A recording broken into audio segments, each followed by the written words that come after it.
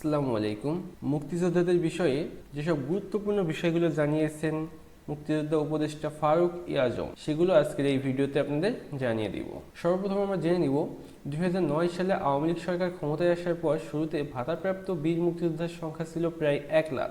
এখন সেই সংখ্যা বেড়ে 1,93,780 জন। শুধু তাই নয়, 2012 সাল থেকে আওয়ামী লীগ সরকারের সময়কালে 12.5 বছরে 37,731 জনকে মুক্তিযোদ্ধা হিসেবে নতুন করে গ্যাজেটভুক্ত করার সুপারিশ করে জাতীয় মুক্তিযোদ্ধা কাউন্সিল অর্থাৎ জামুকা।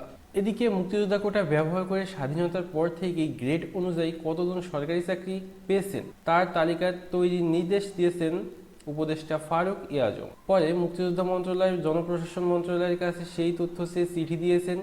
জনপ্রশাসন মন্ত্রণালয় সব মন্ত্রণালয়ের কাছে নির্ধারিত ছকে তথ্য পাঠানোর নির্দেশ দিয়েছে। বিভিন্ন মন্ত্রণালয় এই তালিকা তৈরির কাজ শুরু করে দিয়েছে বলে জানিয়েছেন সংশ্লিষ্ট এক সূত্র। মন্ত্রণালয় সূত্র জানিয়েছেন, এবার যাচাই বাছাইয়ে যারা ভুয়া মুক্তিযোদ্ধা হিসেবে প্রমাণিত হবেন তাদের আত্মীয় স্বজন কেউ মুক্তিযোদ্ধা সনদ ব্যবহার করে কোঠায় চাকরি নিলে তার বিরুদ্ধে ব্যবস্থা নেওয়া হবে। অভিযোগ রয়েছে, বিগত সময়ে যাচাই বাছাই না করে অনেক ভুয়া মুক্তিযোদ্ধাকে গ্যাজেটভুক্ত করা হয়েছে। এই সুযোগে তাদের অনেকে আত্মীয় স্বজন ভাগিয়ে নিয়েছেন চাকরি, অনেকে হয়েছেন ক্ষমতাবান।